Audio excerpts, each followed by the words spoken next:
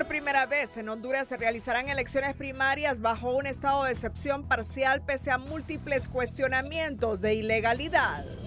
La buena noticia de salir del ranking de las 50 ciudades más violentas del mundo es opacada en San Pedro Sula por el hallazgo de 2 encostalados y el asesinato de otra persona en esa misma ciudad.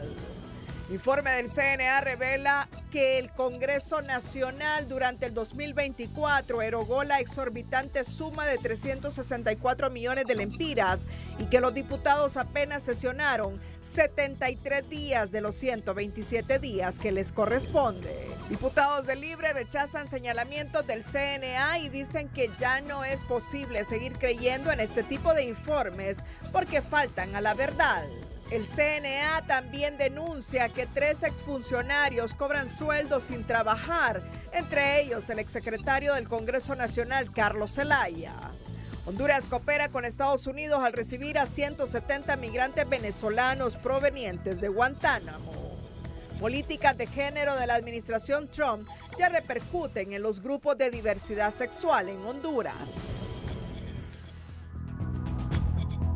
Este es su noticiero TN5 Estelar con Renato Álvarez y Cristina Rodríguez. Durante la sesión inaugural de la Junta Directiva de ONU Mujeres de este 2025, el gobierno de los Estados Unidos dejó clara su postura sobre la promoción de la diversidad, equidad, inclusión e identidad de género. A través de un escrito, la administración Trump indicó que están revisando los organismos de los que somos miembros para evaluar nuestra relación y determinar qué organizaciones están alineadas con los intereses estadounidenses. En la carta, Estados Unidos enfatiza su firme apoyo a la protección de las mujeres, niñas y la defensa de sus derechos humanos y destaca que en 2017 el presidente Trump firmó la Ley de las Mujeres, Paz y Seguridad, que en 2019 se estableció la Iniciativa Global de Desarrollo y Prosperidad para promover el empoderamiento femenino y que el 5 de febrero pasado Trump emitió una orden ejecutiva que excluye a los hombres de los deportes femeninos para mejorar la seguridad de todas las competidoras. En ese sentido, instó a ONU Mujeres a centrar sus esfuerzos en garantizar la igualdad de mujeres y niñas y evitar centrarse en causas radicales como la ideología de género por ser degradante, injusta y peligrosa para las niñas y las mujeres. Bueno, iniciamos con este tema y ya sabrán por qué. Muy buenas noches, Honduras. Bienvenidos a la emisión de este jueves 20 de febrero. La noticia del día es presentada por Claro. Es momento de conectarte al mejor internet de Honduras con Full Claro. Contratalo ya. Lo dijo en su discurso de investidura y unas horas después el presidente de Estados Unidos firmó el decreto donde el gobierno federal solo reconoce 2 sexos, masculino y femenino, entre otras razones para defender a las mujeres del extremismo de la ideología de género y restaurar la verdad biológica. Hoy esta política repercute en los grupos de la diversidad sexual en Honduras al presionar la nueva administración a ONU Mujeres, Organización de las Naciones Unidas, para que deje de centrarse en apoyar proyectos relacionados a la diversidad sexual, equidad e inclusión. Esa será la política oficial del gobierno de los Estados Unidos, que hay solamente 2 géneros, masculino y femenino. Lo anunciado por el presidente de los Estados Unidos el día de su toma de posesión ha empezado a materializarse, al punto que la administración Trump ya comenzó a presionar a ONU Mujeres para que deje de centrarse en la diversidad, equidad e inclusión, al tiempo que anunció una evaluación para determinar qué organizaciones se alinean con los intereses estadounidenses. El tema preocupa a esta defensora, porque en Honduras la ONU ejecuta muchos proyectos enfocados en grupos vulnerables y particularmente en las mujeres. Estamos sumamente preocupadas con esa carta que mandaron a Naciones Unidas. Entonces prácticamente están imponiendo, están interfiriendo también dentro de Naciones Unidas. Hacemos mucho trabajo que también los gobiernos no han hecho, ¿verdad? Entonces esto es preocupante, ¿verdad? Es preocupante porque se han disminuido, ¿verdad?, los fondos para este tipo de trabajo. En Honduras, ONU Mujeres desarrolla proyectos enfocados en la protección y empoderamiento femenino, acción humanitaria y por la igualdad de género, entre ellos Mujeres Visibles, Cambios Posibles, MELIT Fase 2, Ecosistema Financiero Inclusivo y Mujeres, Paz y Seguridad. El cancelar estos programas solo aumentará la violencia y los femicidios, asegura esta feminista. Honduras anda arriba del promedio de la tasa mundial, anda más de 4%, ¿sí? Por cada 100.000 mujeres, el promedio mundial es de 2.2, entonces, pero es un problema en el Triángulo Norte, ¿no? Entonces deberíamos hacer abordajes regionales.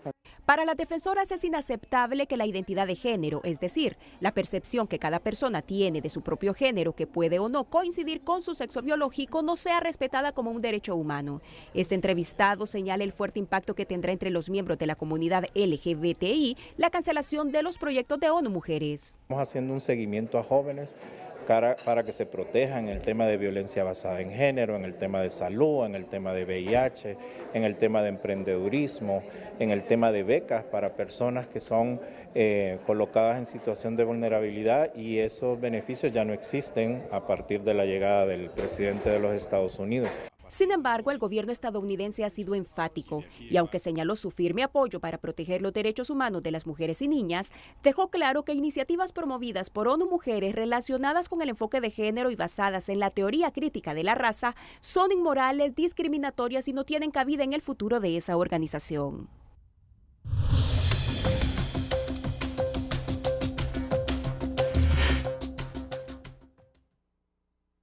El Comisionado Nacional de los Derechos Humanos y autoridades del Tribunal de Justicia Electoral firmaron este jueves un memorándum de entendimiento con el propósito de obtener el sello de igualdad de género, una metodología que reconoce y apoya a instituciones públicas que trabajan activamente para mejorar sus estándares en la materia. La iniciativa, financiada por la Unión Europea y el Programa de las Naciones Unidas para el Desarrollo PNUD, promueve la incorporación de principios de equidad en todos los aspectos del quehacer institucional y establece estándares y puntos de referencia basados en acuerdos y compromisos internacionales.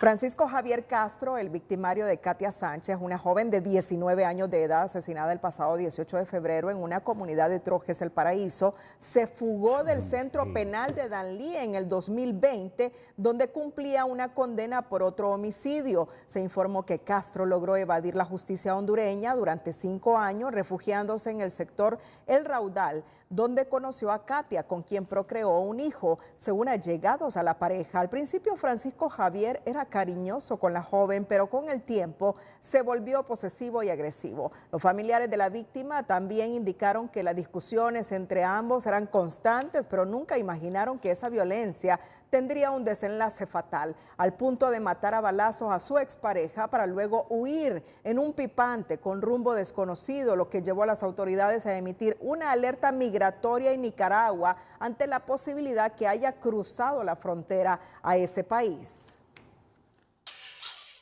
Este jueves, en audiencia de individualización de la pena concreta, el Ministerio Público solicitó al Tribunal de Sentencia en materia de criminalidad organizada y corrupción que imponga una pena total de 32 años y 6 meses de prisión al ciudadano estadounidense Gary Lee Johnston, quien fue encontrado culpable por el delito de trata de personas en su modalidad de explotación sexual y por 3 delitos de elaboración y divulgación de pornografía infantil en perjuicio de 3 menores de edad.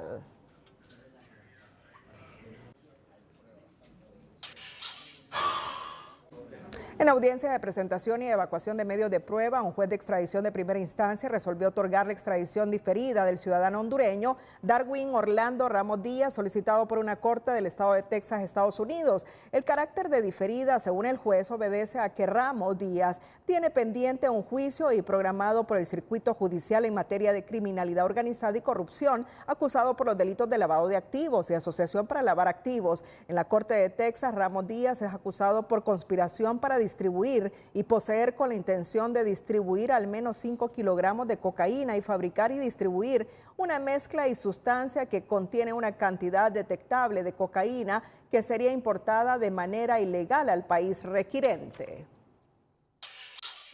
Las autoridades del 911 informaron este jueves que recibieron 5.000 cámaras para ser instaladas en 120 municipios con una inversión de 430 millones de lempiras. Un porcentaje del equipo será instalado en los municipios fronterizos, pues iniciarán el programa Frontera Segura. Van a declarar fronteras seguras. Las fronteras de Trojes, las fronteras de Las Manos, las fronteras que se encuentran en San Marcos de Colón, en El Triunfo, es decir, Guasave de María. Vamos a estar presentes en Amapala. En los últimos días pudieron haber visto algunos videos que transmitían pobladores de postes del 911 siendo trasladados en barcos e instalados en la isla de Amapala. Asimismo, en los municipios de Alianza, Huascorán, San Antonio del Norte, Langue, es decir, vamos a cubrir el Amatillo.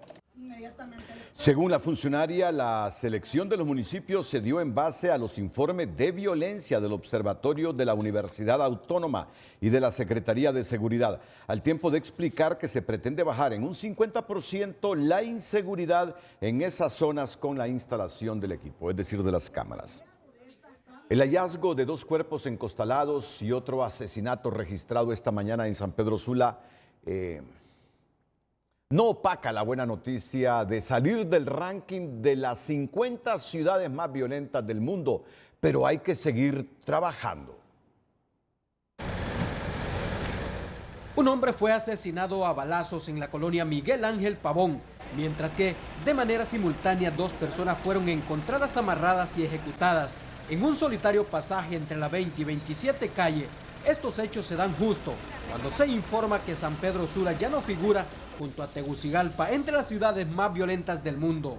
Están amarradas y encostalados, ¿verdad? Uno a mitad de cuerpo y el otro sí está totalmente encostalado. Ya teníamos bastante tiempo, ¿verdad? Esperamos que tener un poco más de control en todo este sector. Sabemos que hay grupos delictivos aquí bien organizados.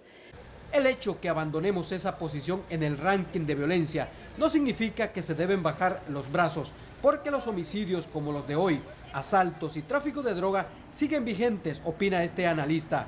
Hay que celebrarlo. Una persona que se rebaje en esa cifra es un ser humano que no perdió la vida. Hay que celebrarlo, ¿verdad? Y hay que seguir poniendo también el empeño para que no vuelva a subir. El alcalde Roberto Contreras reconoce que colonias como Chamelecón, Planeta, Rivera Hernández y Barrio Medina fueron zonas altamente peligrosas, pero asegura que hoy en día los hechos violentos en esas áreas son menores. Sin embargo, destaca que la ciudad aún necesita más presencia policial. Esto es un gran atractivo para nuestra ciudad de San Pedro Sula, porque esto invita a las personas de Centroamérica y del mundo a visitar nuestra ciudad y que nos conozcan por eso, como una ciudad que ama el fútbol, una ciudad que ama la gastronomía, una ciudad que definitivamente día a día se convierte en una ciudad más pacífica y más segura. Este exdiputado no tiene duda del informe elaborado por el Consejo Ciudadano para la Seguridad Pública y Justicia Penal con sede en México, pero se deben reforzar áreas como educación. De apostarle a bajar los índices de criminalidad a través de la educación. Mayor aporte e inversión en la educación, tanto en la educación pública, de primaria, básica, media y la educación técnica. En 2023, San Pedro Sula ocupaba el puesto 48 y Tegucigalpa el 50 en este ranking. Una disminución significativa en la tasa de homicidio en ambas ciudades, aunque aún persisten desafíos en materia de seguridad. Orly Martínez, Telenoticias. San Pedro Sula, un grupo de voluntarios religiosos abrió la casa hogar Cueva de Adulam, donde rescatan a personas ligadas a estructuras delictivas para reinsertarlas a la sociedad. Los testimonios son impresionantes y esta es nuestra historia positiva de este jueves. La noticia positiva es presentada por Farmafácil. Recetas para cumplir tus metas. Por la compra de 1000 lempiras en nuestras sucursales, obtienes un boleto digital y participas para ganar. En el corazón del barrio Pradera, en San Pedro Sula, abrió sus puertas un nuevo refugio de esperanza y transformación. La casa albergue La Cueva de Adulam. Este espacio ha sido creado con el objetivo de rescatar a personas en situación de calle. tenemos jóvenes que están siendo rescatados del alcoholismo, de drogadicción, de la prostitución, mi amado. Tenemos 2 casas albergue más, una en Tegucigalpa, una de mujeres y otra de varones. Mi amado, esto consiste, si una mujer de la prostitución quiere salirse de ese lugar, la llevamos nosotros.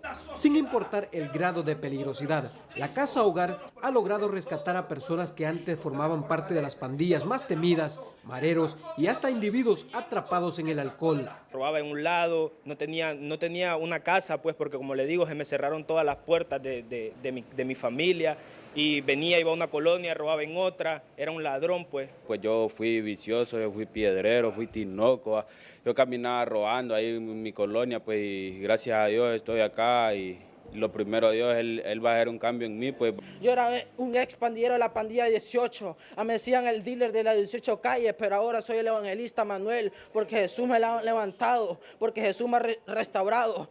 En San Pedro Sula, la Casa Hogar necesita muchas mejoras que se irán realizando con el tiempo. Lo más importante es que son bienvenidos todos los que quieran hacer de su vida una transformación. Bueno, en un país donde ahora hay más motociclistas que automovilistas, más motos que vehículos de 4 llantas, seguramente hoy ha habido bastante autocrítica después de este suceso que ha ocurrido en San Pedro Sula, en la calle 33, en el que ha fallecido el joven Eric Alexander Osorio. La noticia sobre la muerte del hondureño Eric Osorio, de 29 años, resultado de un pique clandestino en motocicleta en San Pedro Sula Cortés, se conoció en la Conferencia Ministerial Mundial para Seguridad Vial que se celebra este 2025 en Marrakech, Marruecos. Un lamentable accidente de tránsito entre 2 motocicletas en San Pedro Sula pues nos recuerdan la urgente necesidad de reforzar la educación y la conciencia vial en nuestro país. Este tipo de incidentes que lamentablemente han cobrado vidas, dejando heridos graves, no solo va a afectar a estas personas involucradas y a las familias de los involucrados, sino que son una señal de alerta sobre prácticas irresponsables como las carreras clandestinas, el incumplimiento de medidas básicas de seguridad como el uso de cascos, la indumentaria. A falta de un autódromo donde practicar carreras o piques en motocicletas o vehículos, son muchos los hondureños que buscan sitios como el Boulevard Suyapa en Tegucigalpa y la 33 calle en San Pedro Sula, donde el joven Eric chocó contra otro motociclista que también resultó lesionado. Esto dijo el secretario de Seguridad. Es adulto esa persona, sabe lo que está haciendo, tiene una licencia de conducir, tiene familia, porque es responsabilidad de la policía. Nosotros controlamos, pero él toma esa decisión que en segundos le costó la vida. Entre otras recomendaciones para evitar la muerte de jóvenes que ven como deporte los piques en motos o vehículos, la Asociación Hondureña de Automovilismo y la Federación Internacional del Automóvil piden acondicionar espacios seguros y vigilados en el país.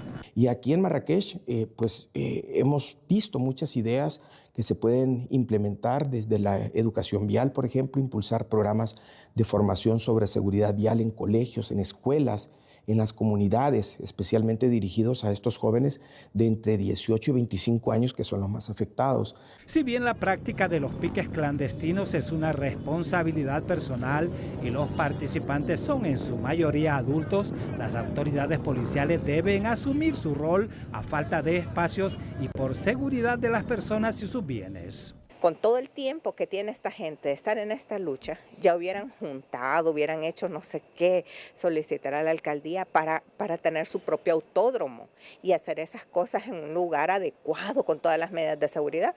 Pero yo creo que esto va a seguir ocurriendo porque, claro, uno llama al 911 y dice, mire, está pasando esto, pero en lo que uno llama y la patrulla viene, ellos juegan. En la escena donde murió el joven Eric Alexander Osorio, se observa a personas disfrutar los piques clandestinos, pero también cómo éstas se dispersan al momento de la tragedia.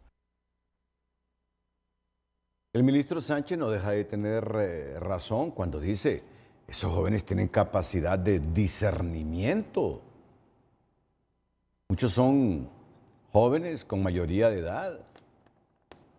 No es posible que arriesguen sus vidas de esa manera, pero también el Estado de Honduras, históricamente el Estado de Honduras poco invierte en los deportes, poco invierte en las pasiones de los jóvenes, en la infraestructura para que los jóvenes satisfagan sus deseos, sus vocaciones. Mucha gente ama la velocidad. Y lo que más hace falta en Honduras justamente es infraestructura deportiva. Si el automovilismo, el motociclismo es deportes en países y en democracias más avanzadas. Pero en Honduras los jóvenes carecen de estas infraestructuras. Por eso es bueno sugerirle respetuosamente al señor de Condé por Mario Moncada, que está haciendo, indistintamente de lo que se diga, una buena labor en cuanto a inversión en la construcción de campos de fútbol. No ha habido un dirigente deportivo a nivel de la institución que maneja la infraestructura deportiva de Honduras como Mario Moncada, hay que decirlo. Puede ser un hombre controversial, apasionado, dogmático ideológicamente, pero no se le puede quitar que es el que más visión ha tenido para construir infraestructura deportiva. Campos de fútbol eran potreros en Honduras y ahora estamos viendo cómo tenemos canchas decentes que va a mejorar la práctica del fútbol y que se va a ver en el rendimiento de los equipos de la Liga Nacional y de la selección de fútbol. Pero Mario, oriente esa inversión que está haciendo también en infraestructuras como esta. Los jóvenes de repente no andan así a altas velocidades en las calles de San Pedro Sula, en las calles de Tegucigalpa y otras ciudades, simplemente por querer morirse. Pareciera que se quieren morir con esas velocidades. No, es la pasión por la velocidad, pero no encuentran que el Estado de Honduras tenga esa capacidad y solvencia para hacerles infraestructura. Vale la pena pensar en esto y evitar estas muertes que duelen, porque pareciera que los jóvenes se quieren morir cuando andan en la noche con esas velocidades en carros y motocicletas, pero no, es su juventud, es su pasión. Y en el país no encuentran cómo canalizar justamente esa pasión. Lamentable, pero que nos sirva esto de reflexión y autocrítica para todos los jóvenes y para todos los motociclistas, porque muchos se ganan la vida en Honduras con motociclistas, como motociclistas en carreteras y calles. Andan como locos transportando productos, arriesgando su vida y arriesgando la de otros y comprometiendo a los automovilistas. Cosas elementales en un estado con muchas carencias, pero tan elementales para que empecemos a invertir y resolverlas, que no está de más entonces que atiendan estas sugerencias. A propósito de San Pedro Sula, ahí fue el accidente en la calle 33. Hoy en esa ciudad Honduras asumió la presidencia pro tempore del Foro de Parlamentos de Poderes Legislativos de Centroamérica, la Cuenca del Caribe y México, FOPREL. La 43ª reunión ordinaria de presidentes de poderes legislativos FOPREL contó con la representación de países como Guatemala, Salvador, Costa Rica, Panamá, República Dominicana, México, así como de los parlamentos del Reino de Marruecos, Puerto Rico, Uruguay y Ecuador, y por supuesto Honduras, país sede del evento, en la que el presidente del Congreso Nacional, Luis Redondo, asumió la presidencia pro tempore de FOPREL. En este momento crucial para nuestra región, reafirmo nuestro compromiso de trabajar incansablemente para fortalecer los lazos que nos unen, promoviendo un intercambio fructífero de ideas y experiencias que nos permitan enfrentar juntos desafíos futuros. Y además, aprovechar las oportunidades que se nos presenten a nuestras naciones. Aquí, los parlamentos miembros acordaron seguir con las acciones para fortalecer la democracia, promover iniciativas regionales, así como fomentar el desarrollo económico y la seguridad en bienestar de la región, armonizando instrumentos normativos en áreas cruciales como cambio climático, lucha contra el crimen organizado y narcotráfico, trata de personas, ciberdelito e inteligencia artificial. Nos encontramos en un momento crucial. Los presidentes y presidentas de los parlamentos de nuestra región tienen ahora una oportunidad única para generar cambios reales y sobre todo que estos cambios sean duraderos para las futuras generaciones. Los desafíos globales que enfrentamos nos exigen un liderazgo decidido. Representantes de países como El Salvador resaltaron lo indispensable de sustentar el diálogo y la cooperación frente a los desafíos que enfrenta la región. Debemos aspirar a trabajar juntos, sin importar las fronteras y las distancias. Por supuesto, debemos de encontrar esos puntos en común que nos acerquen siempre. Todos, sin distinción, queremos el beneficio de nuestros pueblos. Queremos paz, queremos desarrollo, queremos dignidad, queremos progreso. Desde ahora, Honduras, al asumir la presidencia pro tempore, juega un importante papel en FOPREL, una instancia que busca construir un futuro de progreso y unión regional.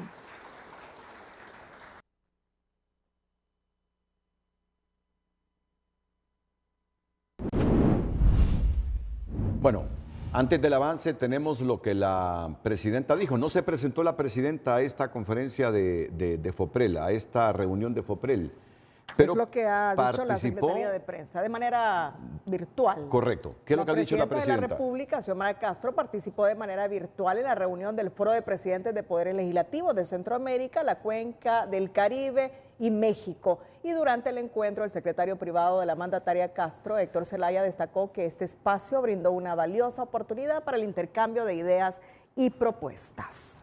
La directora ejecutiva del CNA, Gabriela Castellanos, denunció este jueves que hay exfuncionarios del actual gobierno que siguen cobrando su salario mensual pese a que ya no forman parte de la administración. Castellanos citó el caso del exsecretario del Congreso, Carlos Zelaya, y la exsecretaria de Derechos Humanos, Natalie Roque. Hay muchos exfuncionarios de esta administración que siguen cobrando sus salarios. Yo puedo recordarles precisamente la exfuncionaria, la exministra de Derechos Humanos. Y en este momento, entonces, tenemos esta información de que el exdiputado Zelaya sigue cobrando su salario. Yo creo que esto puede indignar a cualquier ciudadano. Este caso amerita una investigación del Ministerio Público porque se trata de un desfalco a las finanzas públicas, amplió Castellanos, para quien esas actuaciones deben ser consideradas por los votantes al momento de ejercer el sufragio. Esta es una práctica realmente nociva que nos llama poderosamente la atención y que creo que a la persona que vaya a votar en las próximas semanas debe de recordar estos hechos porque son más allá de las palabras. El Ministerio Público en este momento debería de estar requiriendo toda la información para luego presentar requerimiento fiscal. En el caso de Zelaya, cuñado de la presidenta Castro, presentó su renuncia en septiembre del 2024 tras salir embarrado en un narcovideo, mientras Roque se retiró temporalmente de la Secretaría de Derechos Humanos en febrero de 2024, alegando problemas de diabetes. El Consejo Nacional Anticorrupción vuelve con otro informe en el que revela que no es coherente la productividad legislativa en este poder del Estado con los gastos que implica mantenerlo. Los pobres resultados en el Congreso Nacional durante el 2024 no justifican los 1.352 millones de lempiras ejecutados por ese poder del Estado. Y pese a que los legisladores solo sesionaron 73 de los 127 días que les correspondían, el pago de salarios, viáticos y subvenciones no se detuvo, cuestiona el CNA. No se detuvo el pago de salarios, que consumió la cifra de más de 228 millones de lempiras. En pasajes y viáticos superó los 173 millones de lempiras.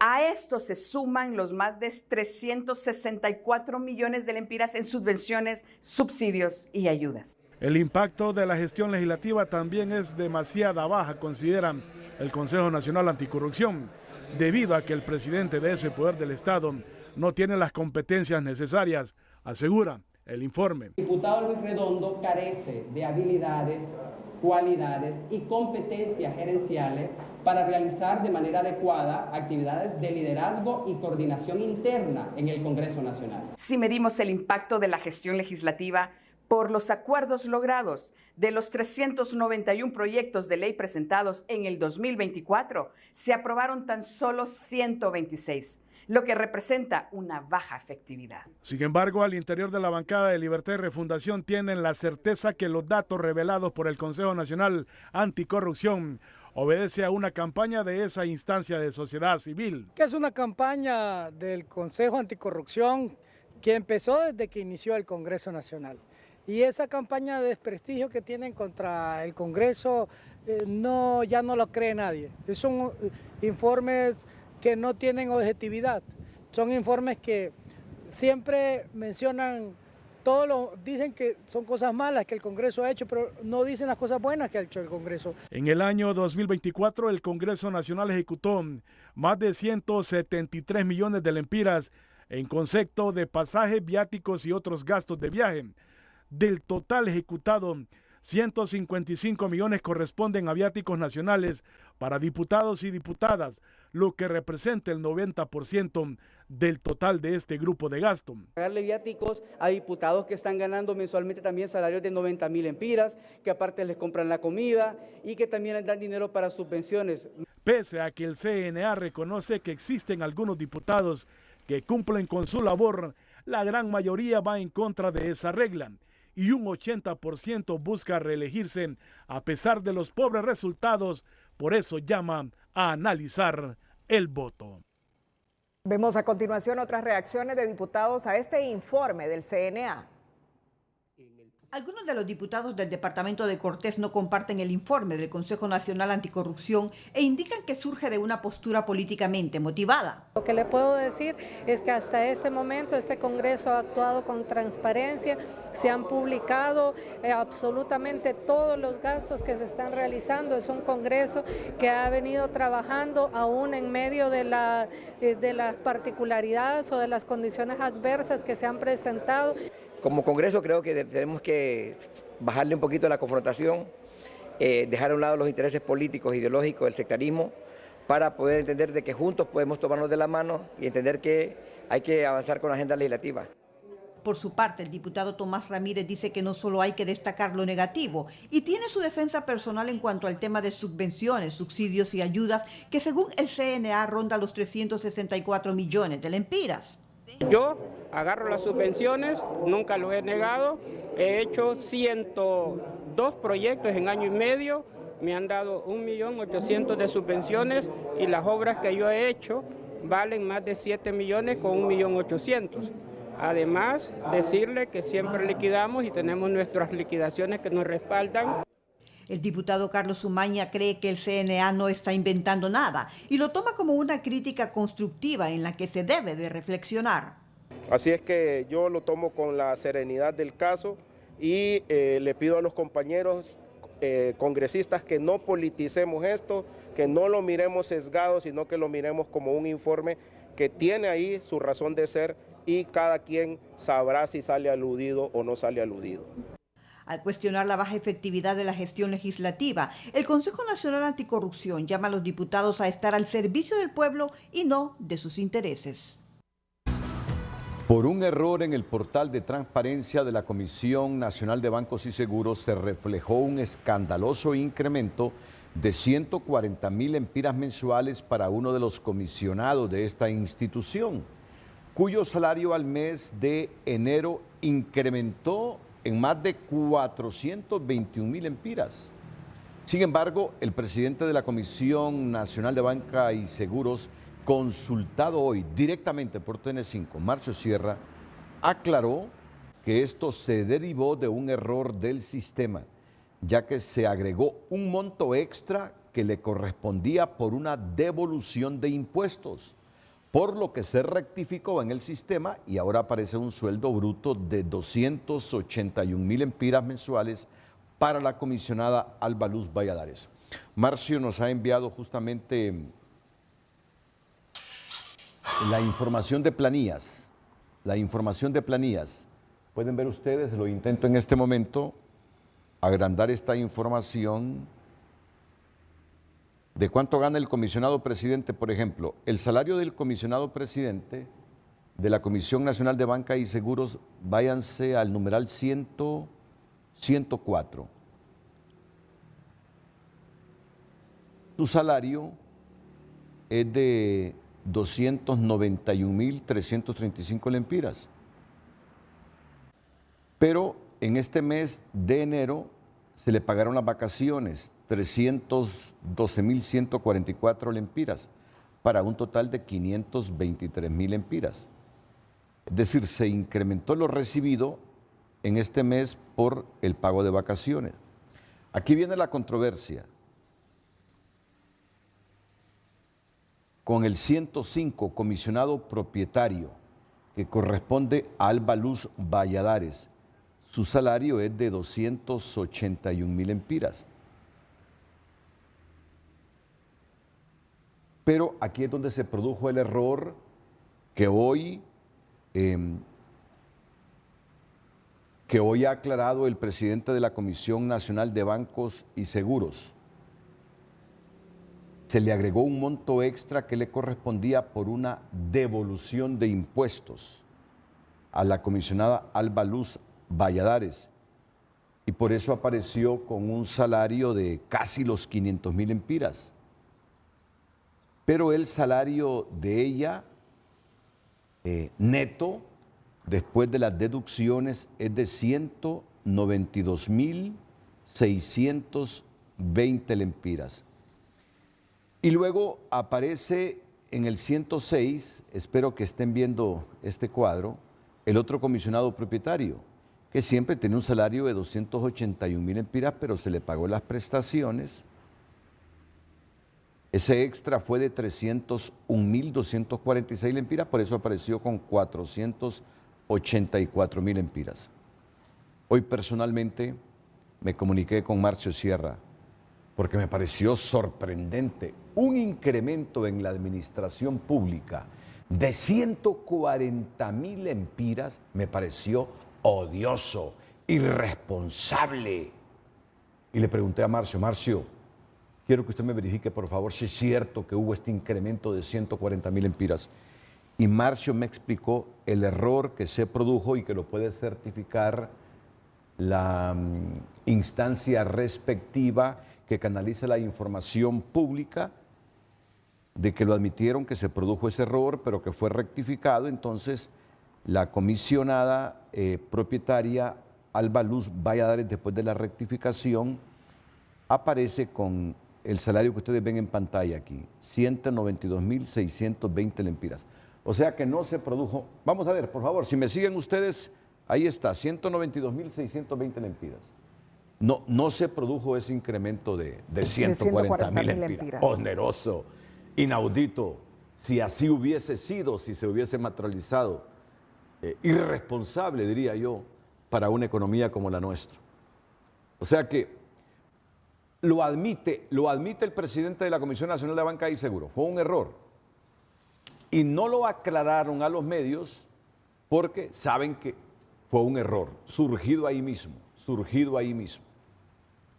Pero hoy, antes de pasar la noticia, se le ha llamado por parte del noticiero para preguntarle directamente, antes de que nos fueran a corregir o aclarar, ¿es cierto que hay este incremento? Y me explicó lo que había pasado. Aunque este incremento de 140.000 empiras para un comisionado de Banco y Seguro resultó ser un error, lo cierto es que la promesa de reducir los salarios de los altos funcionarios y disminuir la empleomanía en el gobierno quedó en el olvido, ya que un grupo privilegiado devenga sueldos superiores al de la presidenta Xiomara Castro cuando prometieron que sería el más alto. Aquí pocos absorben la mayor cantidad de presupuesto que tiene el gobierno, sobre todo en la relación de pagos de salarios. Eso es lamentable, sinceramente, que hay personas ganando más de 200.000 empiras, ganando más que la misma presidenta de la República. Creo que estas desigualdades no se pueden dar en un país tan pobre como el nuestro. Esa es una verdadera bofetada y hasta ahora vemos gente que recibe más de 100.000, más de 150.000 empiras y ni siquiera tiene las competencias necesarias para desempeñar un cargo. Definitivamente Honduras anda mal con este tipo de políticos y de funcionarios. A la fecha, solo la presidenta del Banco Central, Rebeca Santos, se redujo a la mitad del sueldo, pero los demás, incluso sus compañeros del directorio, no le siguieron. La carga es pesada para el pueblo hondureño, que sostiene con sus impuestos un gasto superior a los 100.000 millones de lempiras al año solo en salarios, que en gran parte son para personal improductivo y sin la preparación adecuada. El presidente de la Asociación de Enfermeras y Enfermeros informó que este jueves se reunieron alrededor de 35 organizaciones para exigir el ajuste salarial que prometió el gobierno y advierten que si en 10 días no obtienen respuesta tomarán medidas de presión. nos manifestaron que estaban esperando la aprobación del presupuesto, se aprobó el presupuesto, pero no nos han llamado a negociar. Y hay una exigencia de la clase trabajadora en el país, más de 80.000 trabajadores que representamos la Central Obrera, para que se pueda dar una respuesta. Nosotros estamos sacando un pronunciamiento en donde estamos emplazando al gobierno para el término de 10 días calendario, se pueda llamar a la Comisión Negociadora de la Central Obreras y podamos lograr un acuerdo con el gobierno sobre este ajuste salarial. El acuerdo establece que durante los meses de enero a junio se priorizará la compra a los productores nacionales y se permite la importación por el resto del año. También acordaron la conformación de una mesa de trabajo para la elaboración del reglamento correspondiente. Economía Hoy es presentada por Banco de Occidente. Comienza ahora alcanzando tu sueño de adquirir tu primera casa o vehículo y avanzando como siempre lo has querido. Los productores e importadores de cebolla, con la intermediación de la Secretaría de Desarrollo Económico y de Agricultura y Ganadería, firmaron un convenio con el objetivo de garantizar el abastecimiento de este producto, la estabilidad de los precios y la protección del cultivo nacional frente a las importaciones.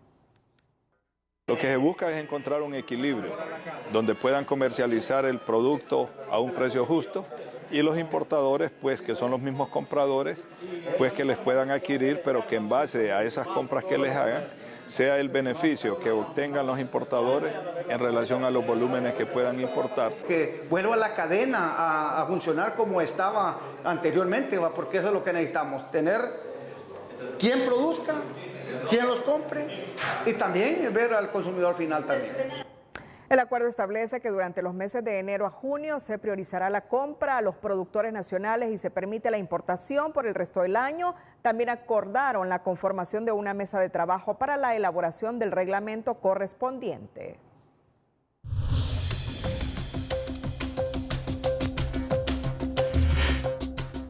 El gobierno dejará una deuda cercana a los 19.000 millones al cierre del 2025.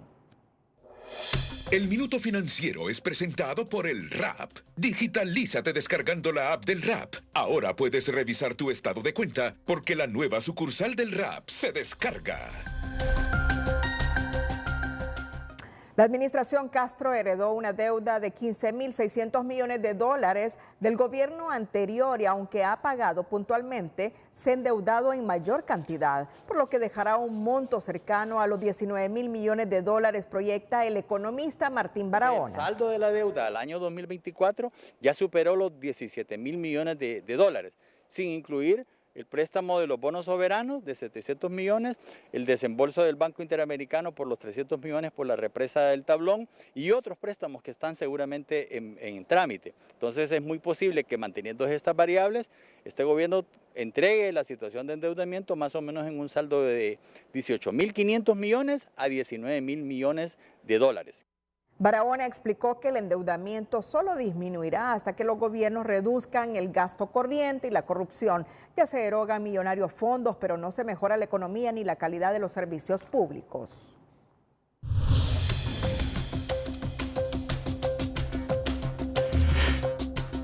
Ejecutivos de la Corporación Financiera Nacional de Ecuador se encuentran de visita en el país esta semana para conocer el modelo de negocio que ha aplicado la Sociedad de Garantías Recíprocas Confianza, con el que se ha mejorado el acceso al crédito a las micro, pequeñas y medianas empresas de diversos sectores productivos que antes no tenían acceso.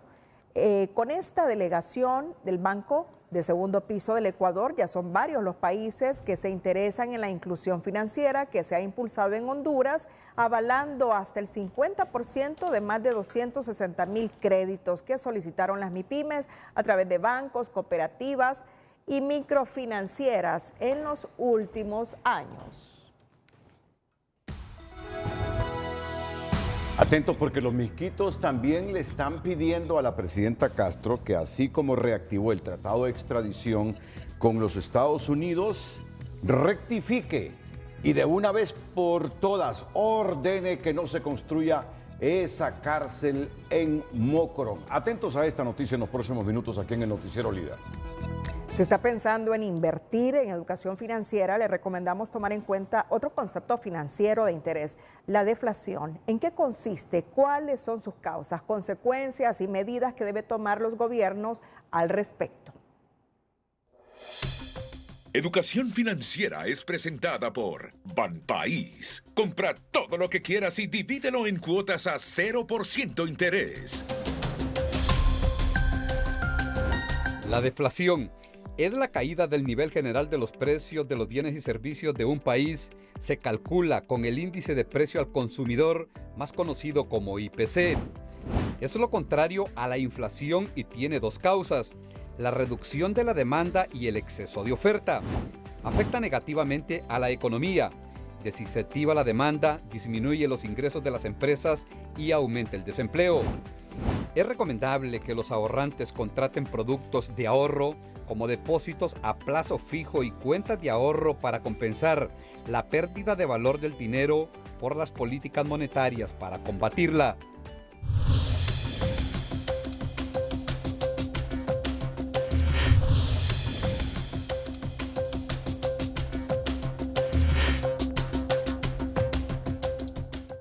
Hola, ¿qué tal? Qué gusto saludarles. Inicio con estas imágenes muy tristes porque más de 150 ballenas han quedado varadas y estas ballenitas, lastimosamente, pues algunas estaban vivas y las han tenido que sacrificar porque por cuestiones del tiempo pues no pudieron devolverlas a su hábitat y lastimosamente se han perdido momentos en que estamos perdiendo pues nuestra vida marina de forma acelerada.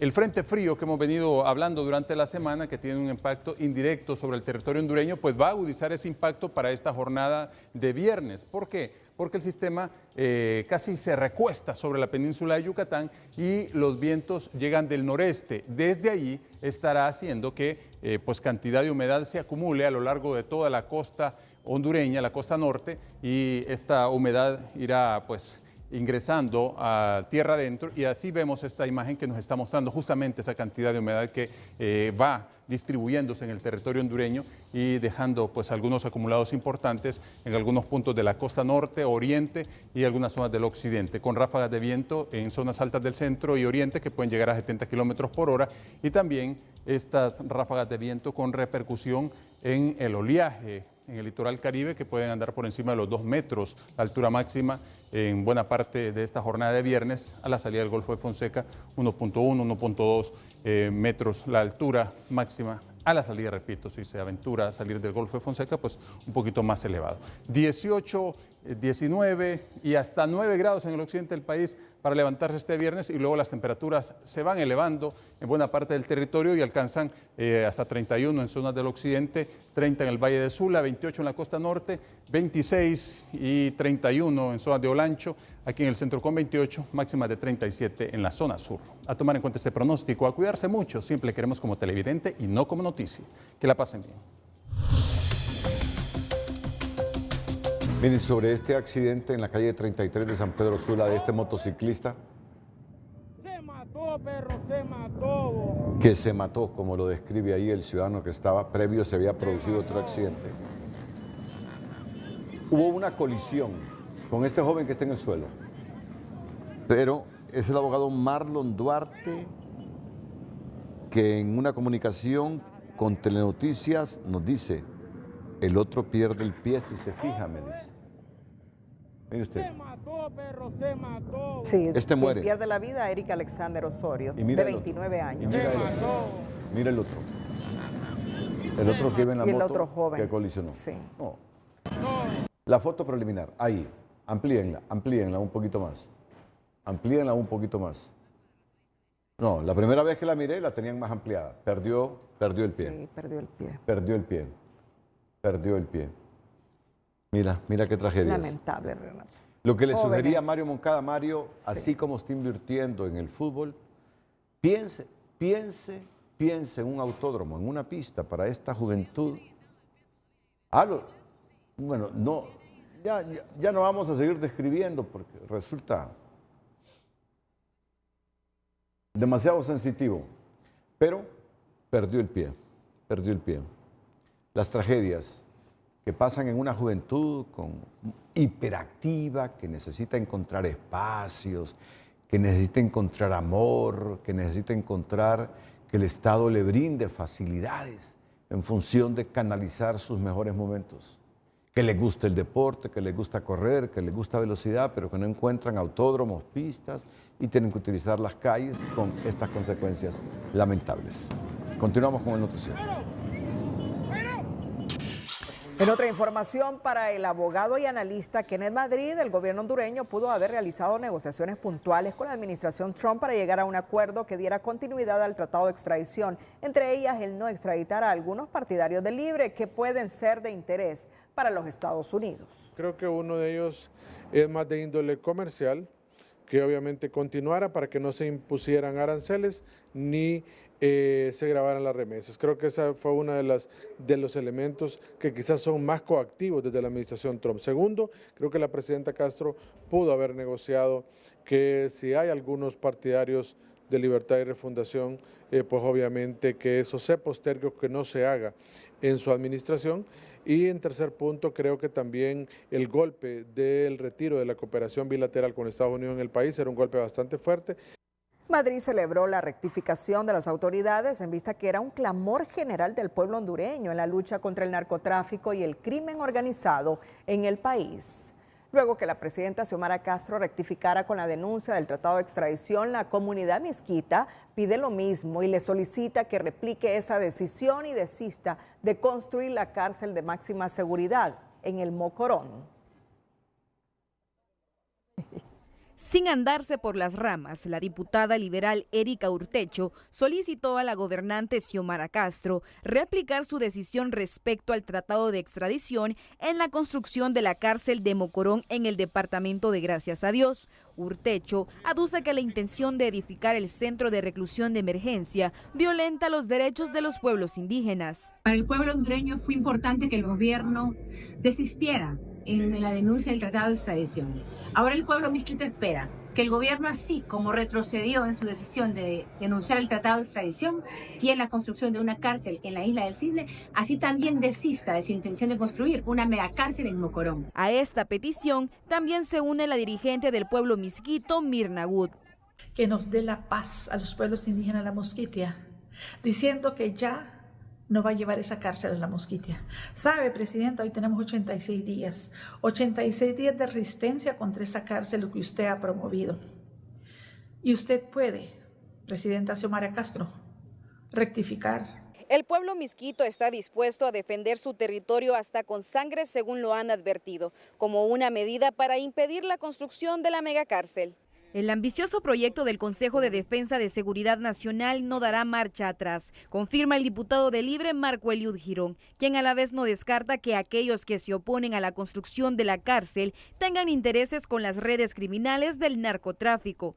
Ahora, que es para darle seguridad tanto a la Mosquitia como a nivel nacional, vemos que se está politizando el tema y podría estar detrás de algunas personas, no digo que todas, el narcotráfico y el crimen organizado. La Coalición Ambiental de Honduras propone que se conforme una comisión especial para mediar en el problema, arguyendo que en la Mosquitia hondureña lo que se necesita es priorizar otros proyectos que reduzcan la pobreza. Lo hubieran hecho desde el inicio, pero eso nunca es tarde.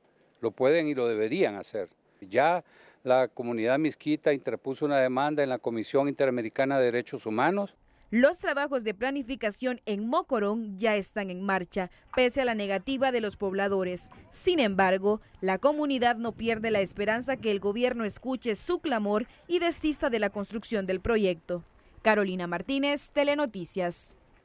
Un grupo de hondureños que viven y trabajan en Estados Unidos se movilizaron este jueves alrededor de la Casa Blanca para pedir de manera pacífica a la administración Trump la ampliación del estatus de protección temporal o TPS por 18 meses más. En tanto, el gobierno de la presidenta Xiomara Castro asegura que ya trabaja y dialoga con funcionarios republicanos para esta ampliación o un estatus permanente no solo para los tepecianos. Son hondureños con estatus de protección temporal en Estados Unidos que salieron en las últimas horas a pedirle a la administración Trump una ampliación del TPS que termina su vigencia el próximo 5 de julio. Lo que sí se nos ha recomendado pues es de que nos movilicemos a Washington, que toquemos puertas para hacer conciencia y plantear la situación real de Honduras. y para plantear la situación de estas familias tepecianas que han tenido un buen comportamiento por décadas y tienen un historial muy bueno. Más que un reclamo, es un recordatorio pacífico en las afueras de la Casa Blanca, pues nunca antes el TPS para los hondureños estuvo tan incierto como en esta ocasión y en esta nueva administración de los republicanos. Pero no existen acuerdos en base a leyes de migración con ningún estado de Latinoamérica y mucho menos con el gobierno de Honduras, en este caso la presidenta Xiomara Castro. Pero a El Salvador, Donald Trump de un plumazo le amplió el estatus de protección temporal, casi seguro por el trato cordial con el presidente Nayib Bukele, un camino que el gobierno de la presidenta Xiomara Castro empezará a transitar para extender 18 meses más el TPS de al menos 50,000 hondureños que viven y trabajan en los Estados Unidos. Nosotros vamos a seguir buscando la forma de que se pudiera ampliar por otro periodo adicional o buscar los mecanismos para regularizarlo. Es lo que hemos solicitado siempre y esperamos que en este ambiente de diálogo encontremos una salida positiva. Para los expertos en temas de migración, con ese tono y esa voluntad de los funcionarios hondureños, se debe llegar al nuevo gobierno de los Estados Unidos para abogar no solo por los tepecianos, sino por todos los hondureños que están de manera irregular en esa gran nación del norte. El tema del TPS es una de las situaciones que podemos trabajar, pero también tenemos que trabajar en cómo buscar la regularización de más de 500,000 de hondureños que están de manera irregular en Estados Unidos, ya sea ampliando el TPS, ampliando los otros aspectos o formulando un nuevo estatus de protección temporal, un nuevo parol humanitario o buscando una regularización de esas personas de otra manera. Dicen los expertos que al ponerle reversa al tema de la extradición y bajarle el tono al discurso confrontativo con los Estados Unidos, ese es un buen síntoma, aseguran, para empezar a dialogar con la administración Trump. Ulises Aguirre, Telenoticias.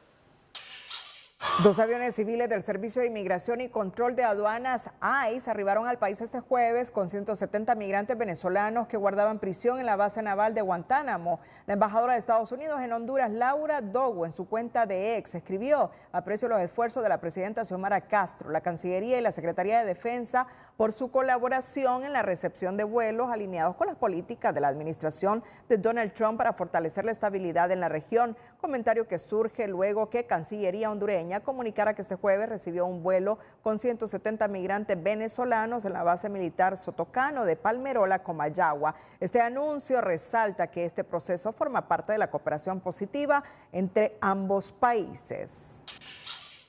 Sobre este tema, las autoridades venezolanas informaron que los ciudadanos fueron trasladados desde Palmerola en aviones de Conviasa y traídos de regreso para reunirse con sus familiares. En ese sentido, expresaron su agradecimiento a la presidenta Castro y al expresidente hondureño Manuel Zelaya por toda la colaboración prestada para el rescate de estos compatriotas. En este caso, que exista alguna situación que cualquier forma de delito, tipifique cualquier forma de delito, las autoridades competentes actuarán de acuerdo con las leyes de la República y en resguardo estricto de los derechos humanos, concluye el boletín de prensa. El secretario de Seguridad, Gustavo Sánchez, reiteró que el estado de excepción no necesita ser ratificado por el Congreso Nacional para poder ser aplicado, luego que salió este miércoles publicada en el Diario Oficial La Gaceta una nueva ampliación de esta medida de seguridad sin ratificarse la anterior por el Poder Legislativo. Lo que le corresponde al Poder Ejecutivo ya lo realizó. O sea, el Poder Ejecutivo se reúne en Consejo de Ministros, se somete a solicitud de la Secretaría de Seguridad, se somete a votación y se aprueba.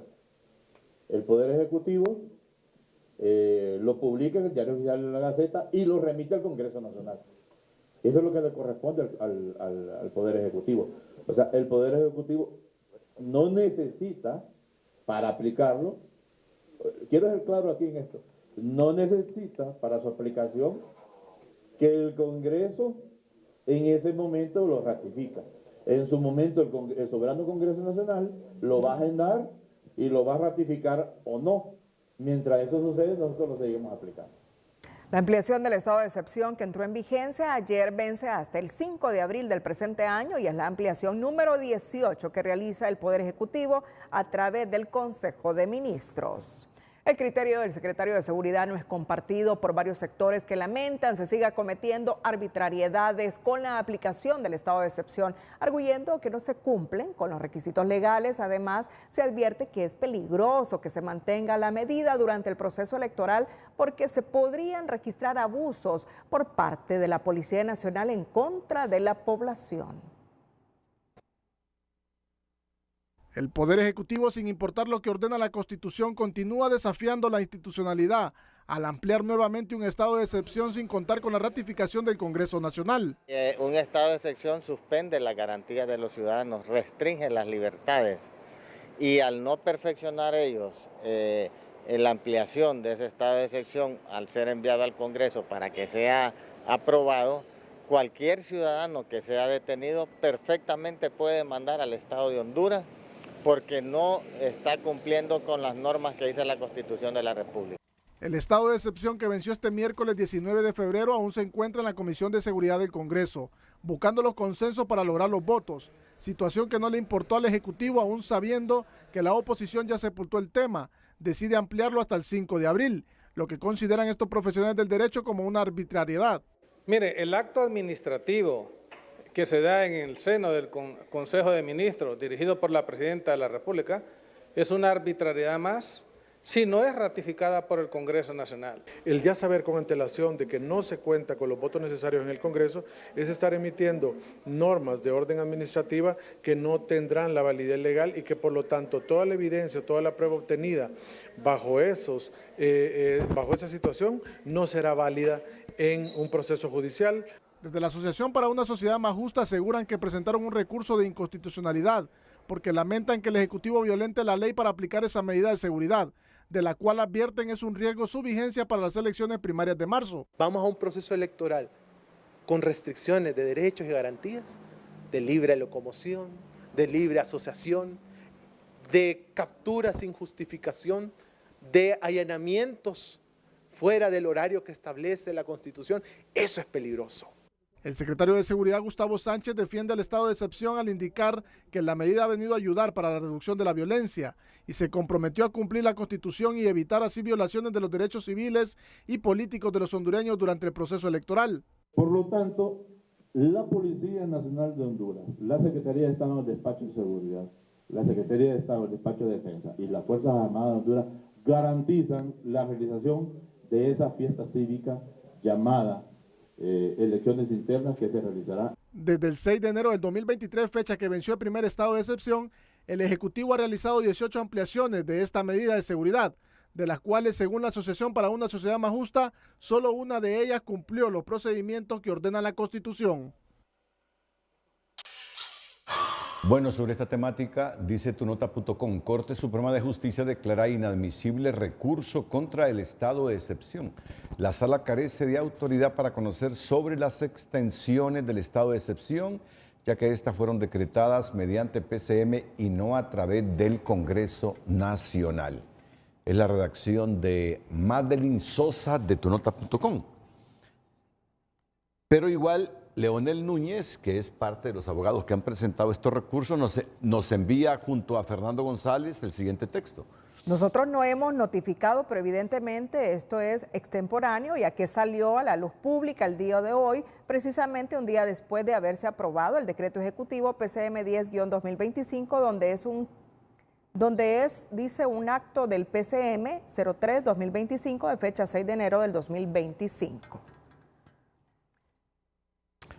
En la sección del emprendedor le contamos la historia de una profesional del derecho que inició su negocio con la elaboración y distribución de galletas tipo Nueva York, denominado She Bakes o Ella Hornea. El emprendedor de hoy es presentado por Ficosa. Ahorra para lograr todo lo que te propongas porque en Ficosa tienes todo el respaldo para que descubras cómo ahorrar es poder. Ángela Hernández es una profesional del derecho originaria de Choluteca, que por asuntos familiares se trasladó a la capital y por ahora se dio un espacio para emprender con su negocio denominado She Bakes o Ella Hornea, que consiste en la elaboración de galletas tipo Nueva York que han tenido mucha aceptación entre la población. Nació alrededor de 7 meses y la especialidad, como ustedes pueden notar, son las galletas estilo Nueva York. ¿Y qué es eso de galletas estilo Nueva York, verdad? Pues es una nueva tendencia que surgió el año pasado, que si usted observa es una galleta gordita y que por dentro viene rellena, ya sea de diferentes toppings también, pero esa es la característica principal, que por fuera está ligeramente horneadita, pero por dentro es muy suave. Las personas que deseen degustar su producto pueden buscarla en redes sociales. Nosotros actualmente somos una tienda en línea en Tegucigalpa, que próximamente queremos hacer envíos a nivel nacional y pueden contactarnos a través de redes sociales, a través de mi Instagram como shebakes_tgu y también por WhatsApp 9549-2140. Esta talentosa hondureña dice que debido a la demanda ampliará su menú para complacer a toda su clientela. Concluimos con estas noticias de interés público. Consejo Nacional Electoral fija plazo para el registro de custodios informáticos electorales y la emisión de sus credenciales para el domingo 23 de febrero. 23 de febrero. Estos partidos políticos que van a las primarias casi no han acreditado a sus custodios informáticos. Tienen plazo hasta el 23 de febrero. Bueno, y en noticias internacionales, muere Daniel Bisoño, conductor de Ventaneando, a los 51 años de edad. ¿Y por qué? ¿Y de qué? Renato, luego de Después de someterse a un trasplante de hígado en 2024 y esto pues se complicó. Fue uno de los más importantes comunicadores sociales en materia de social. De social, así social. es. Sí, Daniel Bisoño ha muerto hoy en México. Cerramos la emisión estelar. Gracias a todos por su fiel sintonía. Compañero de Pati Chapoy. Compañero. ¿Quién no vio a Pati Chapoy en ese programa? Y la siguen, mira, y la seguimos. Buenas noches.